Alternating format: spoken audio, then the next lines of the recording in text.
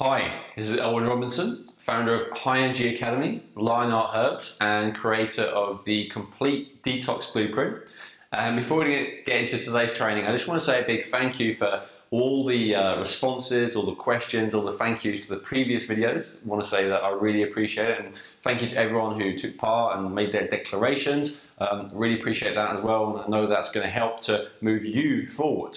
If you don't know what I'm referring to and you haven't watched the previous videos, I highly recommend that you sign up with the link below to make sure that you get the rest of the videos in this series, and ideally maybe watch them first to be able to really understand this video in context.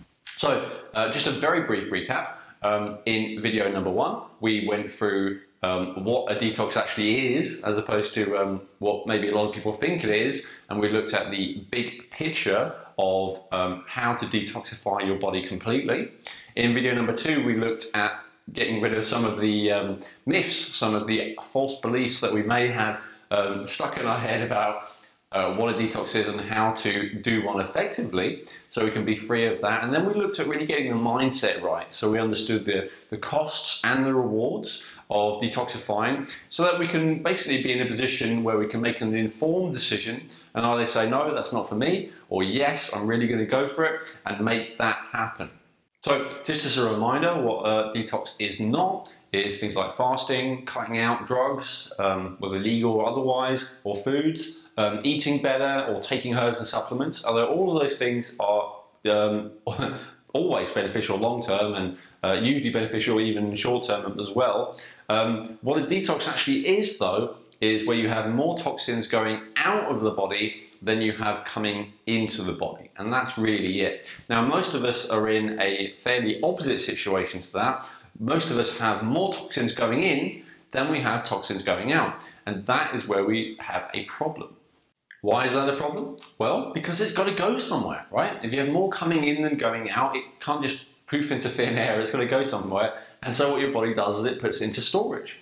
And the place that it puts it into storage is in your cells. Now, there are, nuances to that, and sometimes it can put it into different cells for you than it does in another person, but generally wherever your body does store the toxicity is where you're ultimately going to have problems. And those problems can include reduced function of your cells, whatever the cells may be, right? So maybe your immune cells won't work as well, or maybe your skin cells will start to not look as good and become inflamed, or if it's your reproductive cells, then maybe you might have a problem with that, or whatever it might be, right? Wherever your body dumps that toxicity, that's where you'll tend to have issues.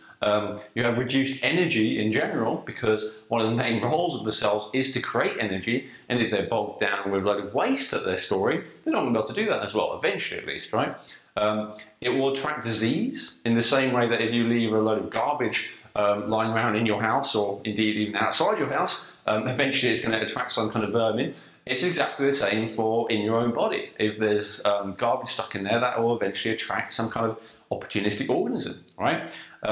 Inflammation as well. The combination of the waste being stuck in there and the disease agents coming in causes your body to be in a state of inflammation. Premature aging, right? Your cells can't reproduce as well as they once did, and that means that you start to age more quickly than is necessary. And deficiency, right? A lot of deficiency is less about what you're taking into your body and more about what your body is actually absorbing and assimilating. And if you can't absorb and assimilate nutrients as well, because your body is overloaded trying to deal with waste, or because that waste is literally physically preventing the absorption, say because it's stuck along your small and large intestine, then that can lead to problems as well. And various kinds of nutritional deficiencies are the root causes of a myriad set of problems as well. So you can see that a lot of the time this having waste in storage in the cells building up more and more is often a root cause of all kinds of health problems. Now, if you've done a detox before and not had the kind of results that you were ideally hoping for, you're probably going to be able to relate to some of this. This is some of the challenges that can happen if you don't do detox correctly, right? A lot of the time you can feel worse, you can feel unable to function. You can have uncontrollable cravings for maybe foods or maybe other substances. You can have overwhelming feelings, overwhelming emotions come up, right, that you can't handle. You can because of all that, you can often get in a place where you just want to give up, right? You give up before you've had a chance to really make it work. And that can often lead to lowered self-esteem, right? You become guilty, you tell yourself you're undisciplined, you're no good, you beat yourself up. So all of these problems can come about just basically as a result of not following the correct strategy. Now, I covered this in more detail in video number 1, but I'm just reminding you of it here to let you know why it's so important to learn how to do things properly. What does it mean to not do things properly? Well, basically it means doing detox haphazardly, just doing it as and when, doing it reactively, so only doing it as a reaction once a big problem already has shown up, doing it without understanding of the big picture, right? Doing it without a comprehensive strategy, which we covered a bit in video 1, and we're going to cover more today. Doing it without support, right? Doing it without having a group of people around, or at least someone around who understands what you're going through and who's been there themselves. Doing it without having the motivation to either stick with it if that's the appropriate thing to do, or to adapt and try something else if that's the appropriate thing to do, right? And really not having someone to support and motivate you to stick with it until you get a result. That's one of the most common ways that I've seen it go wrong for people in the years that I've been helping people with this. So in terms of that big picture, big strategy understanding that I said was so important, the number 1 thing to understand is really simple, and it's this, right? There are basically 2 types of detox. There's your everyday detox, right? And your deep detox. And most of the time, most of what we tend to focus on when we do detox is a deep detox, but that is actually upside down. What we really need to focus on before we get into any deep detoxes is to really master this one first, the everyday detox. And in fact, in a lot of cases, that's all people need. Even if you're in a position where you've tried doing a deep detox before and struggled and had problems, you may find that just being on top of your everyday detoxing is all you need in order to detoxify to a significant degree and feel a lot better. So what is it to do an everyday detox? Well, fortunately, that's exactly what we're going to cover here. I'm going to walk you through it step by step and give you a detailed how-to guide. So by the end of the video, you're going to be clear on exactly where to start, what to prioritize on an everyday level. I highly encourage you to, at this point, start taking notes, really taking it down, paying attention, and asking yourself questions along the lines of, how can I implement this, right? How can I apply this to my life? Where am I going to apply this to my life? What am I going to start with, right? Really looking at seeing this as not interesting or theory, but looking at, okay, we've done the theory now it's time for practicality. How am I actually going to put this into practice? Now, what we talked about is most of the time when people think about detoxing, they think about things which would be what I would call deep detox. They may be talking about things like clearing out the small intestine, doing an intestinal cleanse, maybe talking about doing a liver flush, maybe they're thinking of doing a deep alkaline cleanse, which I would say corresponds to the kidneys. Maybe they're talking about doing a deep lymphatic cleanse. Most commonly, it's actually a cellular cleanse, you know, things like fasting, doing a 100% raw food diet, things like maybe also doing some extreme forms of exercise, which encourage very fast cellular detoxification. So what I'm going to encourage you to do is to say all of that stuff is awesome and at some point may well be highly advisable, but we actually need to, in terms of this diagram, start from the bottom up, right? So think of it as a tree and you want to get the roots, the foundation right first, right? If you want to think of it as a house, you want to get your core down first and you want to get that everyday detox down first. And then, if it's necessary, which sometimes it still is, sometimes it's not, move on to the other types of cleansing as well. So in terms of your exits, you basically have 4 different ways that toxicity leaves the body. Now, having said that, there are a few extra ways. Women also do so through menstruation, right? Which is not insignificant, but it's not large enough to be what I would call one of the 4 major exits. We also detoxify through pretty much everywhere. You know, we detoxify through our hair, we detoxify through our ears, right? Earwax. We detoxify through maybe belching or burping. So we detoxify through pretty much everywhere that we can as a human being. But the four major areas that we all have, that we all need to look at supporting and keeping clear, are the large intestine, the lungs, the bladder, and the skin. And it's focusing on just those four and keeping those four clear every day, which I'm going to do the training on right now. So let's look at these four exits first, okay? Let's look at these four main ways that toxicity leaves your body. The first, the skin, then we've got the lungs, we've got the bladder, and the large intestine. Now, the first big picture mindset shift to really accept and take in about all of these exits is that we need to move away from suppressing and towards encouraging. Right? So many of us have a kind of, and I don't know if this is just a Western world thing or whether it's universal. I've personally perceived it with clients throughout the world, whether it's in Asia, Africa, South America, anywhere else, but who knows? But we have this kind of mentality of that we don't really want to excrete and we want to minimize it as much as possible. Now this is kind of understandable from some, from some perspective, and maybe it's not always the most pleasant thing, right? And we're naturally wired as well to feel disgust in the presence of our own excretions. And this is an understandable worrying because it prevents us from, contaminating ourselves and other people. So this is natural and this is fair enough. But the challenge comes in when we have that to the degree that we start to repress our own excretions, right? We start to stifle our own excretions. For instance, with the skin, wearing antiperspirant, right? Now, it's understandable that we don't want to stink up the whole place, but let me give you a heads up. For instance, if you are fully detoxified, or even if you are adequately detoxified, I'll just put it that way. I don't know if I'm fully detoxified, but I'd say I'm certainly adequately detoxified. And this is one of the ways I can tell. My sweat doesn't stink, and people have said this to me. I never wear deodorant. I haven't worn it in many years, and it's not a problem because I'm adequately, at least, detoxified, right? If you're in a position where that's not the case, the last thing that you really want to do is to stifle that sweat from coming out, because that's going to make things even worse. What about the bladder?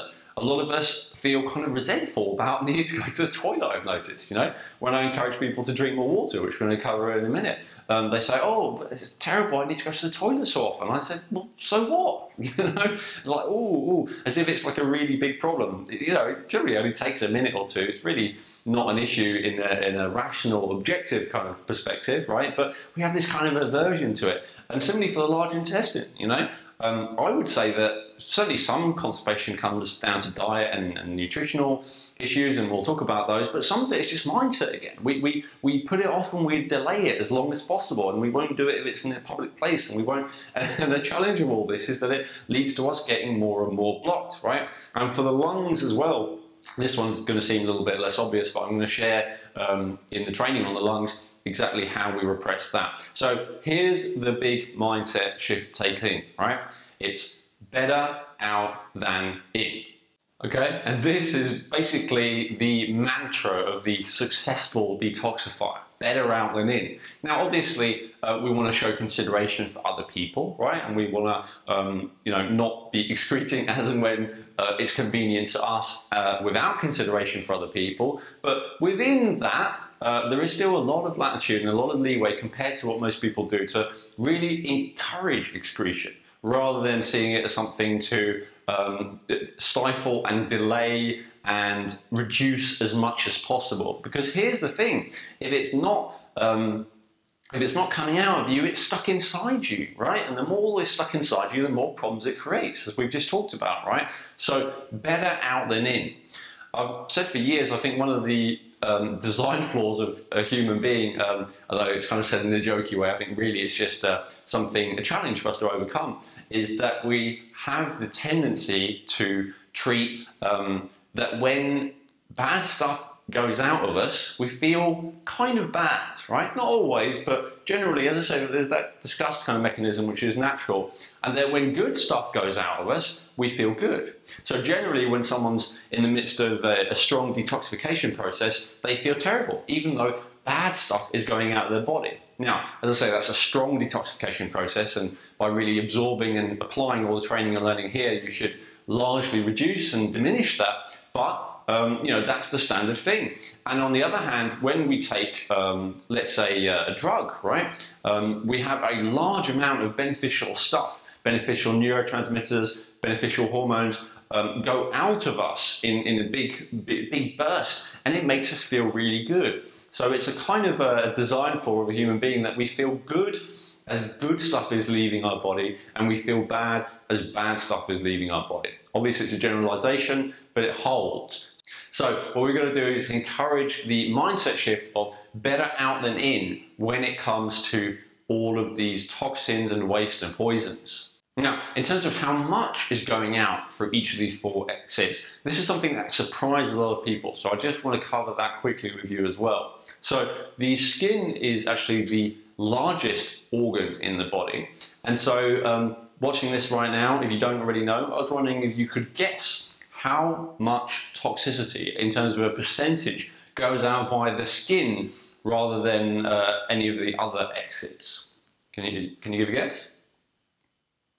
Well, the actual amount is about 20%, right? All of these figures I'm giving you, by the way, are averages. Obviously, I'm not, you know, following you, measuring you, but these are average amounts. So an average amount that goes out via your skin is about 20% of your total toxicity, right? Which is a lot. Now, do you have any idea of how much of your average toxicity goes out via your lungs?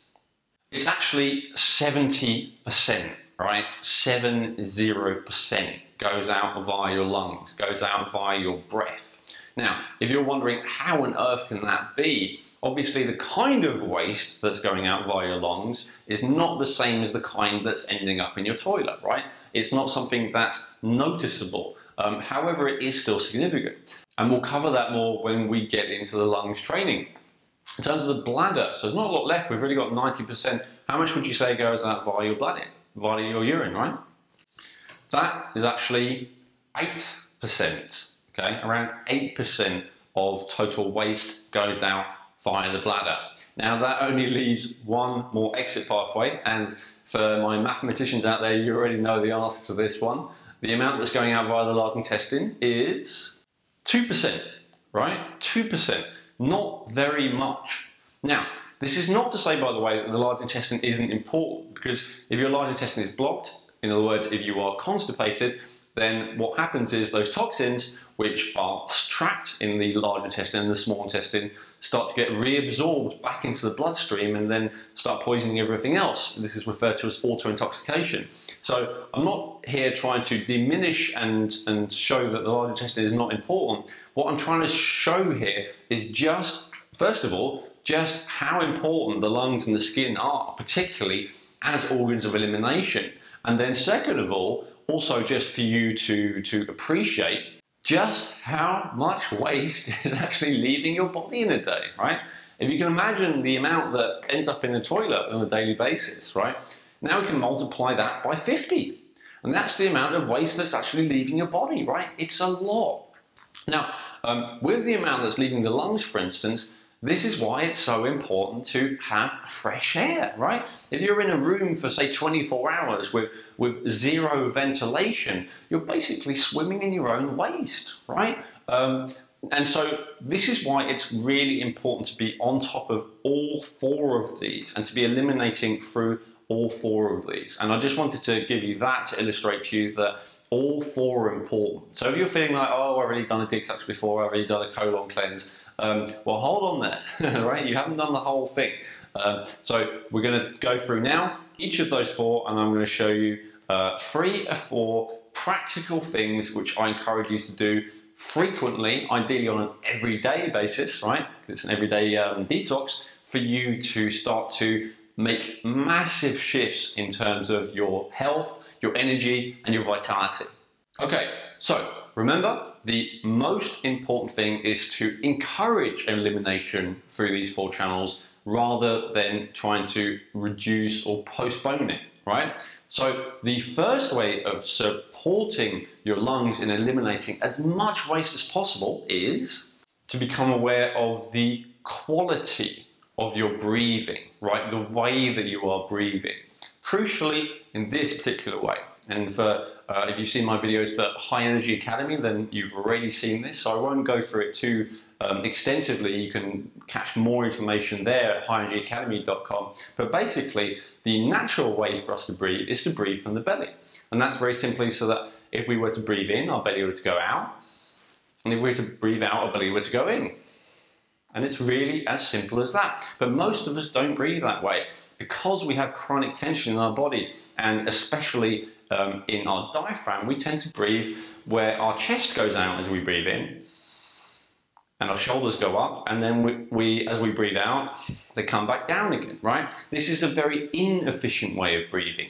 In fact, generally what science would say is that it's about 1/3 as efficient. Or to put it another way, if you generally do breathe from the chest, and this is something I highly encourage you to check and find out, best possible way of checking, by the way, is to actually watch yourself when you're being filmed, right? And see how you're breathing when you're not trying to breathe a certain way, or to ask someone else to observe you, right? That's another really great way, and they'll tell you how you're breathing. But unless you have been trained to breathe from the belly, maybe as a martial arts instructor, or a yoga teacher, or a singer, or sometimes as an actor, it's very likely that you are going to, or in any kind of sports maybe, it's very likely that you are going to come from a place of breathing from the chest, and this is massively inefficient. Now, here, by the way, is the real key, ultimate secret to detox. Here's the thing. It doesn't matter how long you're eating, how many supplements you're taking, how much yoga you're doing even, all of these things, whatever it is that you're doing. If you breathe from the chest, you are going to be detoxifying inefficiently. And if you are detoxifying inefficiently for your lungs, because they are so hugely important, as we just saw on the previous piece of paper, right? 70% of our total detox. So if you're excreting inefficiently through your lungs, then all the other detox channels, right? The large intestine, the skin, the bladder, and all the other processes are going to take the brunt of that. Right? If your lungs are not doing their job properly, then everything else suffers, right? And that's true for everything, but it's more true for the lungs than anything else because of the sheer volume, the sheer quantity of detoxification they should be doing, that they can't be doing if you are breathing in this stressed, anxious way without even realizing it, right? So getting to a place where you are naturally breathing from your belly is the #1 distinction, the #1 technique for detoxifying successfully. Now, there are numerous techniques for that. I share whole trainings for it in High Energy Academy and in the Complete Detox Academy, so I'm not going to cover that in great detail here, but just an awareness of that to begin with, and if you didn't want to learn from me, if you want to learn from someone else, fair enough, but find someone who can show you how to breathe properly from the belly, and you'll massively support your body in eliminating, and especially your lungs, of course. Now, quality, the way you're breathing is vastly important, but what's also important is the quality of the air that you're breathing, right? And I alluded to this a little bit before when I talked about not being stuck in a room for 24 hours where you are just breathing without any ventilation, because you're just going to be breathing in your own waste again and again, right? And so the quality of the air we're breathing. So first of all, what do we mean? Fresh air, right? More fresh air. If you're in a position where you feel like you can't control that, maybe you have to work somewhere and they don't have fresh air, well, first of all, maybe question that. Maybe no one would mind that much if you opened a window, but if it's really not possible, then you can at least go outside every now and then, right? Like smokers are allowed to go outside every now and then, why can't you, right? So get out, get that fresh air as much as you possibly can. Also very important while you're sleeping, right? It's better to, people are like, oh, I can't have the window open because I'm cold, and I understand that. However, I'd suggest you, if you feel that way, that it's better to have 5 duvets and 3 sets of pajamas and to have the window open just a little bit to get some fresh air in there, rather than basically depriving your body of the ability to breathe properly. Because not only is the lungs your main way of getting waste out, it's also your main way of getting oxygen, which your body turns into energy in, right? So if your energy is not where you want it to be, and you're feeling more toxic than you want to feel, this is really the place to start, right? The way you breathe and what you're actually breathing.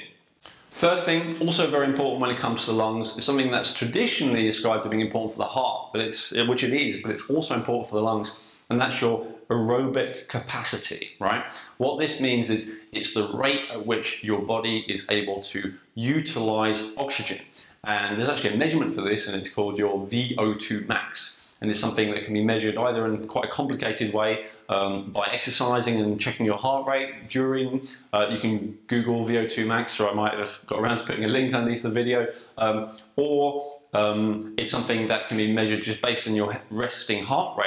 But basically, it's your capacity to utilize oxygen, to be able to do that process of taking oxygen in and getting carbon dioxide back out again. And this is basically improved through exercise, right? Movement, but a very particular kind of exercise. Exercise like sprinting and weightlifting, for instance, is anaerobic, which means that your body cannot perform the movements with the oxygen it has available to it, and so it uses its kind of reserves of energy. So while anaerobic training has benefits for health and for everything, and it's not what we're really talking about here in terms of supporting this good detoxification for the lungs. So we're really talking about increasing your aerobic capacity. So that's number 3, to really support your lungs. However, I've put these particular ones in order. So the way you breathe is the most important, what you breathe is a very close second, and then your aerobic capacity is something which by the way, to be honest with you, it took me, I learned all this over a decade ago, and it's one of the reasons I made such fast progress with everything else once I got into it, I believe, because I had the root down. But I only recently, in the last couple of years, started to really get a handle on this. I assumed that because I was breathing so well and because I was doing things like Qigong and yoga, I didn't need to do this. And I realised I was wrong, okay? This is important as well. Doing aerobic exercise, increasing your aerobic capacity, just will do wonders for your energy and for your inner cleanliness.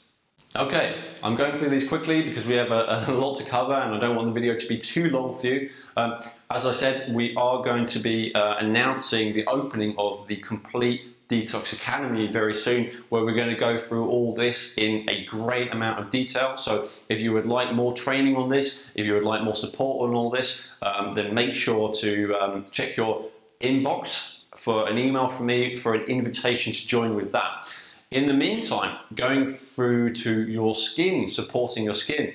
The most important thing to support your skin in detoxification, right? We talked about not using antiperspirants before, which is kind of like a defensive thing. Well, what about being proactive? The proactive way of making sure to detoxify for your skin is to sweat, right? To actually encourage yourself to sweat through your sauna, through a sauna or a steam. So while it's very beneficial to exercise, if you say, oh, I already sweat buckets when I do running, or when maybe you're not thinking that, but if you are thinking that, then great, well done, but that's not what I'm talking about. I'm really talking about rested sweating, because that's more when you're going to detoxify. Any kind of sauna will do it, but an infrared sauna will do it better.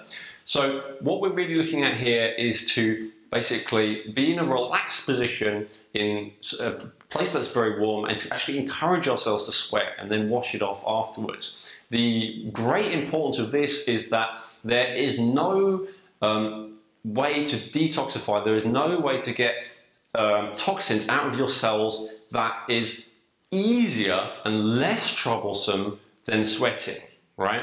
Because with every other method of detoxification, toxins have got to go out via your bloodstream. And it's when toxins hit your bloodstream that you tend to have those unbearable cravings and those overwhelming emotions and the unpleasant, uncomfortable sensations and basically most of the suffering. So the more toxins you can get out via your skin, by sweating particularly, the better. There are a couple of caveats to that. You need to be on top of your hydration. You need to be on top of your electrolyte balance. And the only reason I'm not covering that here is because I'm going to cover it on the next page. But assuming that you're on top of those basics, then sweating out through the skin is really important. By the way, if you're someone who lives in a very hot country, I remember I used to have clients say, like maybe in Florida or South California or places like that, or Texas, they would say to me, "You don't understand, Elwin, it's unbearably hot already, I'm not going to do a sauna."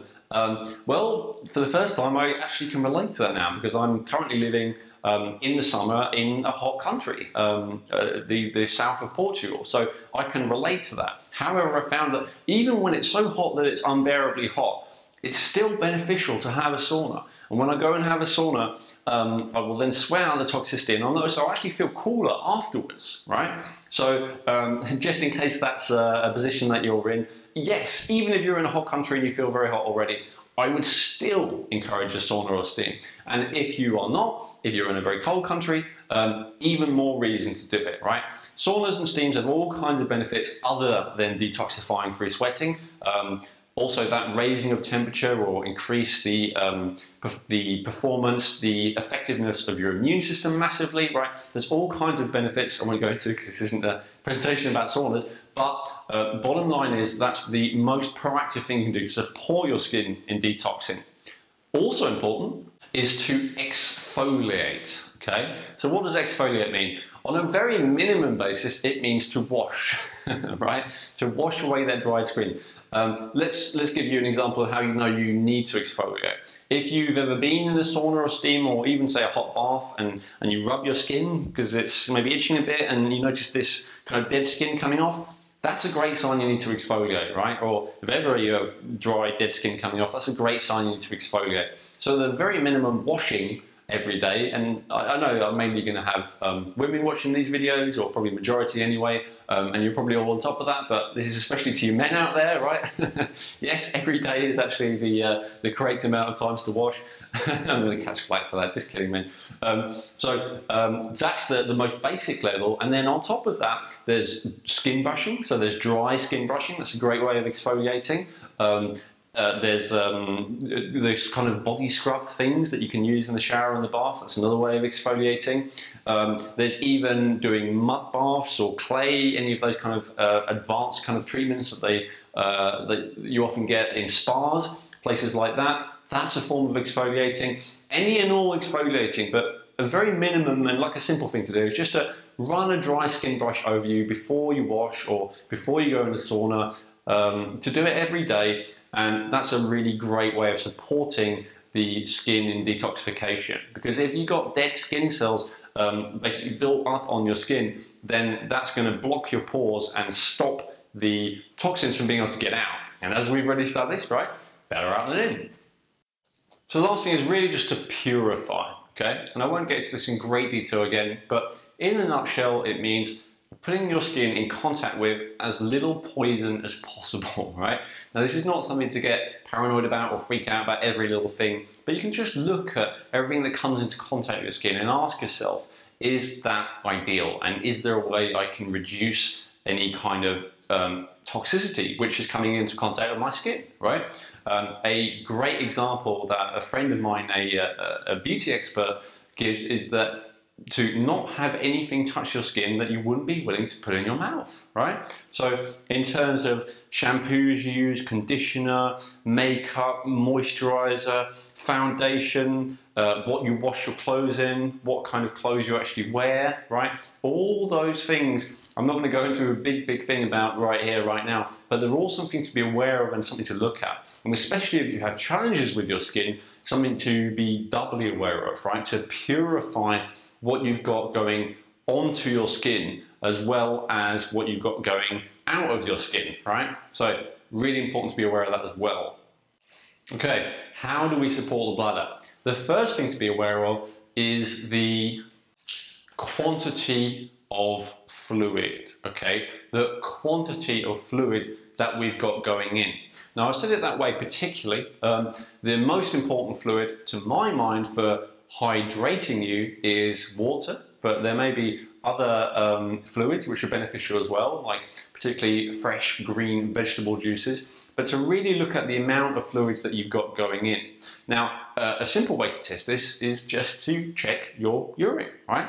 And if it is anything other than a pale yellow, if it's any darker than a pale yellow, there's a good chance, unless you've perhaps taken vitamin, I think it's B2, or perhaps asparagus or something which has artificially discolored your urine. So except for in those cases, so as a general basis, if your urine is any darker than a pale straw colour yellow, then then you are dehydrated, simply, right?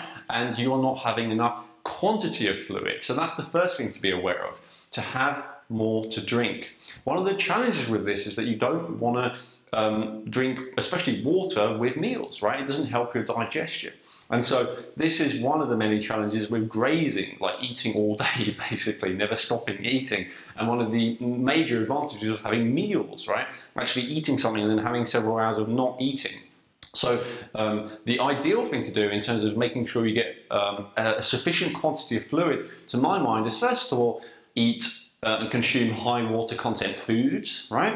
But second of all, also to make sure that you have some water before every meal, right? Maybe a pint, so half a litre, something like that, as a minimum is a really good measure. Now, if it's half an hour before the meal, that's ideal. But if you make it a rule in your mind, like, I will not eat without drinking first, or I will not eat without knowing that I've had sufficient fluid first, right? That's really helpful to keep your level of fluid up. Another great way of telling if you haven't enough fluid, by the way, is if during a meal or after a meal, you feel like you have to drink some water because you feel too dry, right? That's not actually natural, even though I lived the first 26 years of my life that way. I discovered that's not natural. If you are adequately hydrated, then you should be able to eat a meal, even a fairly dry one, without needing to drink any water or wine or juice or whatever with it, without needing to drink any fluids with it, all right? So be on top of the quantity of fluids, and especially look at having those fluids before meals so they don't interfere with digestion. Next, looking at the quality of fluids, right? Now, if you're watching a video like this, you're probably aware that, you know, a Coca-Cola or something like that is not the best thing for you, or perhaps a coffee as well. But the most obvious thing, first of all, to look at is, what am I having that's dehydrating, right? So anything containing caffeine is a great example of that. Anything containing sugar is a great example of that. So anything containing alcohol is a great example of that. So first of all, either reduce or ideally just get rid of anything that's dehydrating. Second of all, I'll give you an example with water, for instance. You know, not all water is made equal. When I advise people they need to drink more water, when I first started, you know, quite a few years ago, I would ask them how much water they drank. They would tell me, and I'd be like, my God, that's not enough. No wonder you're suffering with all these problems. I would advise them to have more, and the feedback I get is, I hate water. I can't stand it. I hate the taste. It took me a while to cotton on to this, but I eventually started asking, well, what kind of water are you drinking, right? And they would say, oh, you know, just tap water, or maybe tap water filtered with one of those Brita filters, which is really, you know, it's better than nothing, but only just. And I said, well, of course you don't feel like drinking water. You've only ever had poor quality of water. But depending on what area you live in the world, sometimes tap water is so appalling that you actually are better off not having it because of the amount of extra toxins it's bringing into your body. So really looking at the quality of water, in terms of water, I would look at having fresh spring water, right? Not necessarily easy, not always even possible, but I would make it an intention. You know, I made an intention a while ago to only drink fresh spring water, and it took quite a while for that intention to manifest, I'll be honest. But I'm very, very happy that it has now. So it may not be something that you can do overnight, but you can at least upgrade the quality of the fluids that you're having, right?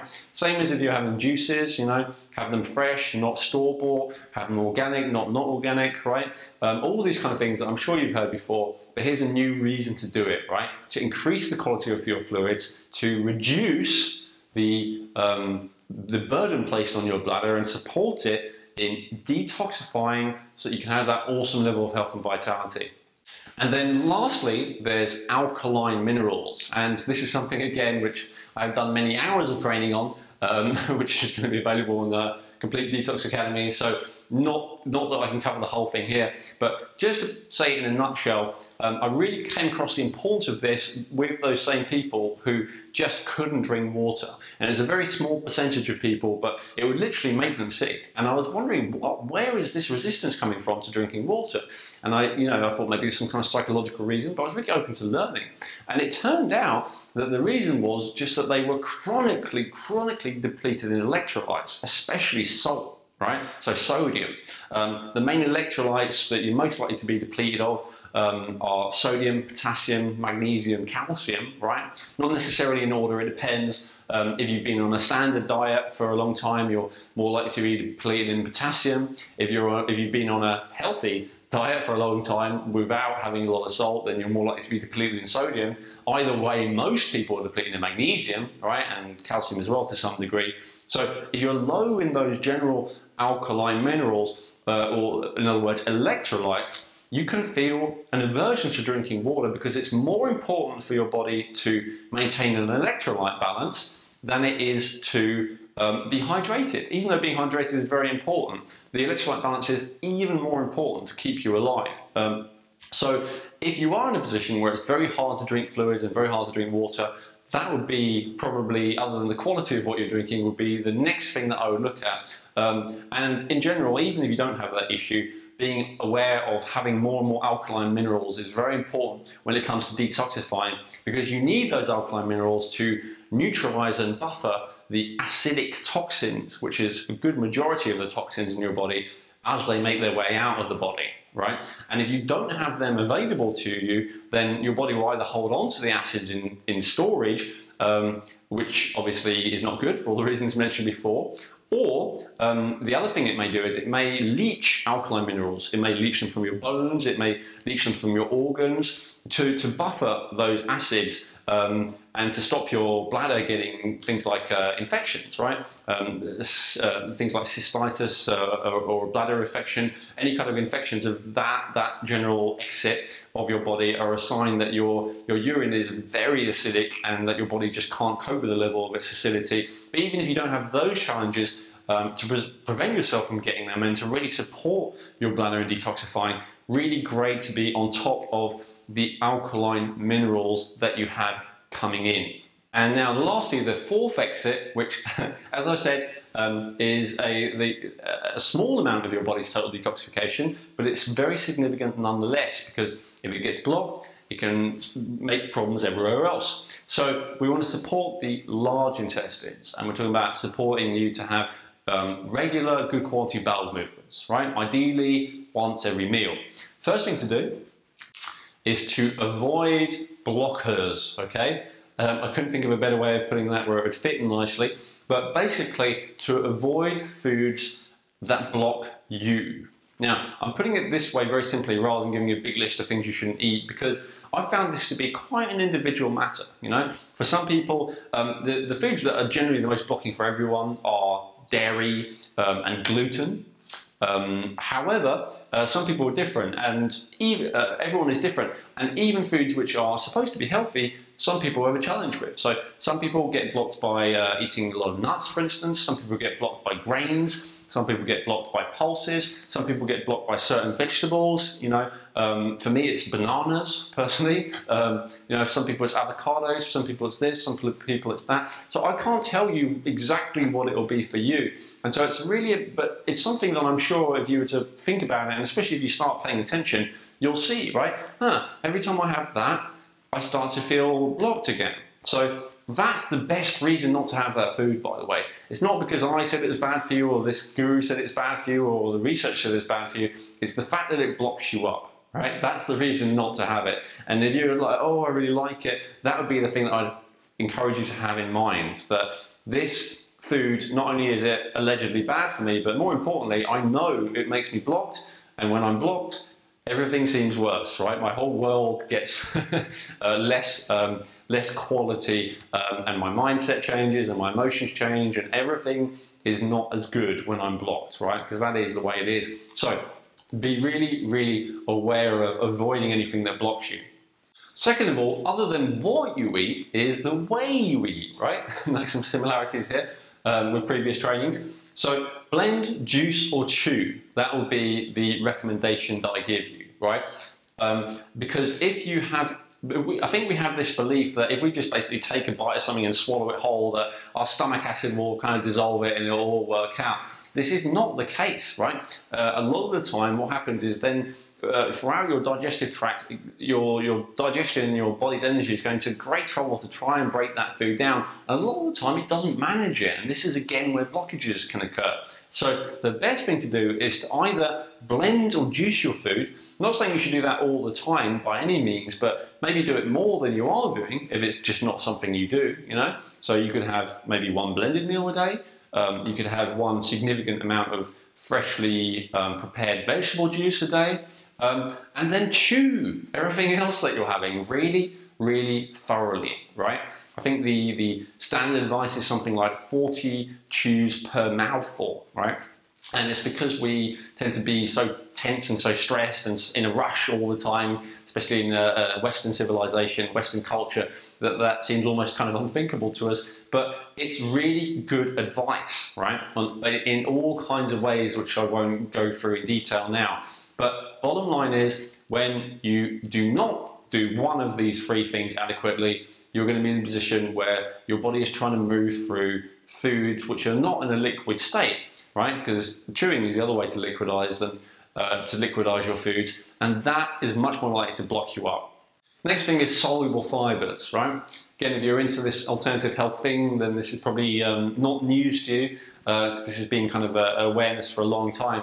But things like wheat bran and bran and stuff like that, that's not really serving it. It's more of an intestinal irritant. What we really want is soluble fibers, and that's the type found in basically fruits and vegetables and seeds and pulses, right? Soluble fibers. These are fibers that if you were to blend them and add water to them, that they would absorb them, right? And that's because that's exactly what you want. And this is kind of like a broom that helps move that food through. My favorite type of soluble fiber are lignans. What's your favorite type of soluble fiber?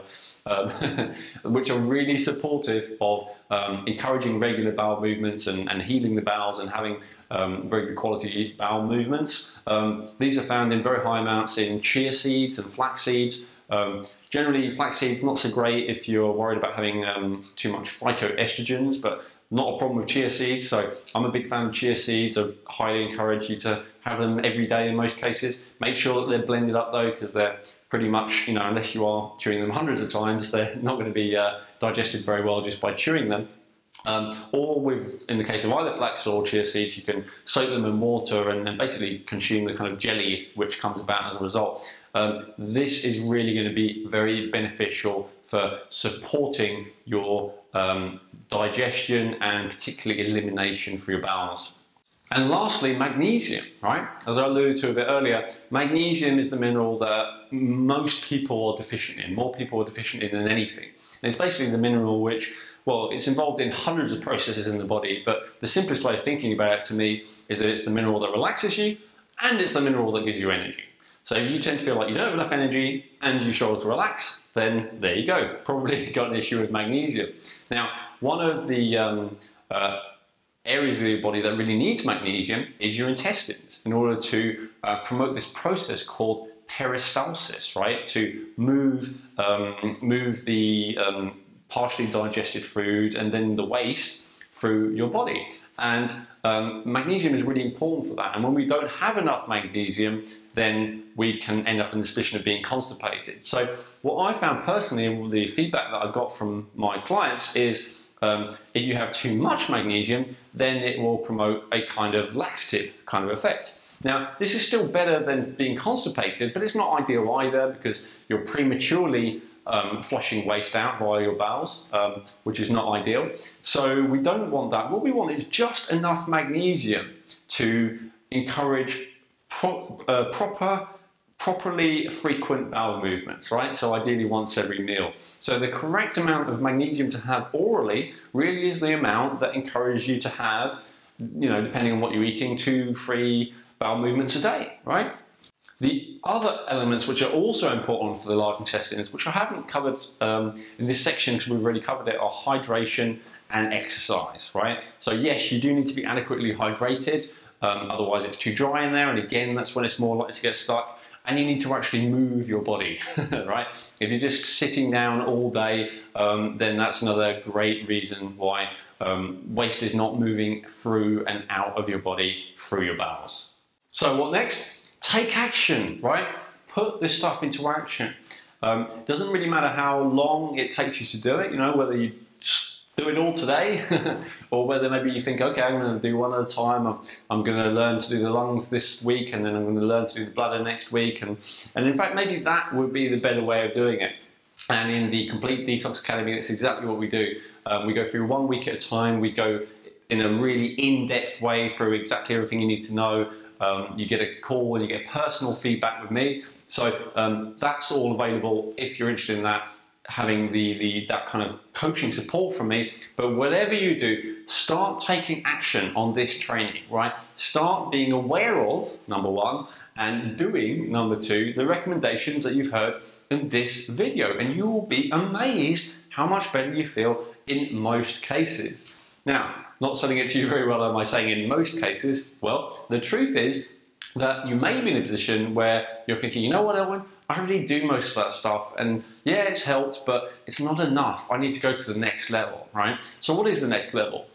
Well, as you can see, there's a lot to the next level. I could barely even fit it in.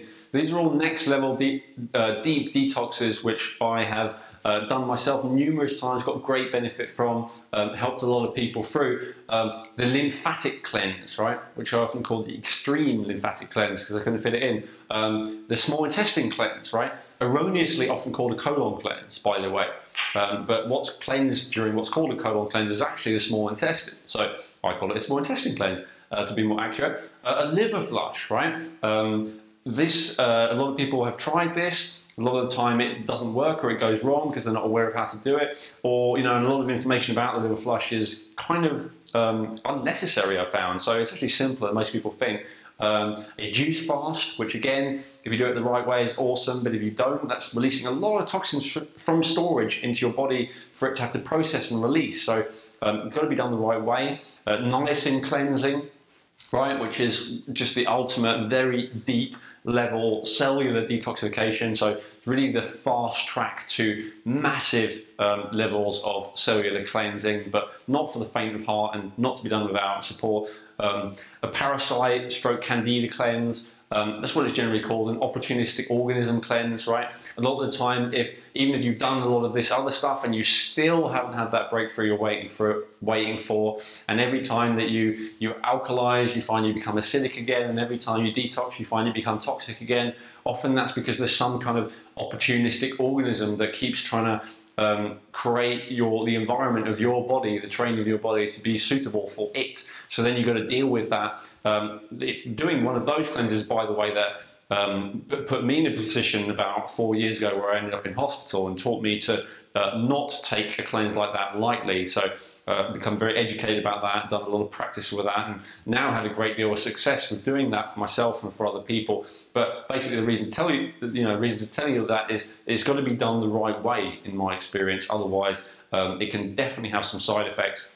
Also a thyroid cleanse, right, which is kind of a form of the heavy metal cleanse, but really targeting specifically the thyroid. If you have challenges with energy, then that's something to be aware of. Not, by the way, unfortunately, necessarily a good idea for the person who's naturally attracted to it. So if you're on thyroid medication, then you would have to be extremely careful about something like this and only do it, of course, with the full consent and support of your doctor. But it's basically getting rid of the halogens, the toxic heavy metals like fluoride that get stuck in the thyroid.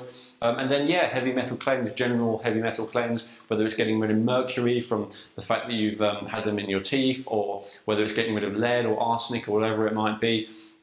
Doing a heavy metal cleanse can be necessary as well. Now, I think this video, I'm not sure because I can't see the counter, but I think this video has got on a long time. So I was going to do a little bit of training on each, but I'm going to leave that until the next video. In the next video, I'm basically going to go through these and give you a big picture as to how it all fits together, okay? So we talked about clearing the 4 exits. That's absolutely definitely always the starting place, right? And you should be in the habit of doing that before undertaking any of these, from my experience, right? However, it's not always enough, in which case doing these, taking it to the next level, can be exactly what you would need to do. And even if you are doing pretty good with your health, as I am by now, you might still want to just do this next level stuff because you're interested in mastery, right? You're interested in getting to a really high level of health and energy and vitality, and maybe that's why you're drawn to doing this. So for whatever reason you're drawn to doing it, we'll cover that in the next video. Next video will be the last video in this series. In that video, I'm also going to offer you the opportunity of coming and joining me with a group of other people where we do all this together, right? And this is going to be where you're going to have weekly modules delivered, which give you a training on each of these. Go through it in real detail, and most importantly of all, rather than just giving you information and leaving you to it, which is not only a bad idea, but dangerously irresponsible, I think, when it comes to this subject matter, where I'm actually going to be there to help you and support you and guide you through it. Now, of course, I can't take the place of a doctor. As I say, if you have any medical issues, any kind of issues like that, that's what a doctor's for. But a lot of the time, doctors really aren't interested in helping people with these kind of things. I am, I've had great experience with doing this for myself. I've got great results for myself. I'll share that a little bit about that in the next video. I've got great results from many people. And so if you want those great results as well, definitely pay attention to that. Just keep an eye on your inbox for the last installment and to find out more about working with me on that. At this point, I just want to thank you for watching this training. And the way that I would really like you to thank me, assuming that you've enjoyed this, is to put it into practice, right? Just try it. All of these things, they really do have to be done the right way, and ideally with support. From my experience and from my perspective, however, the simple practice which I shared with you of breathing well, of hydrating, of having adequate alkaline minerals, and all the stuff that I've shared with you in this video are things that you can just do on your own reconnaissance. Assuming, of course, that you don't have medical conditions which may cause them to be a problem, and that you've cleared them with a healthcare practitioner. So, thank you so much for watching the video. I would really love you to take action on the basics which we have covered today, and I would really love your feedback as well, right? If you have any questions, just post them below. If you have any comments, if you want to share any of your own experiences of having done any or all these things, I'd love to hear that too. And so I'll see you in the next video.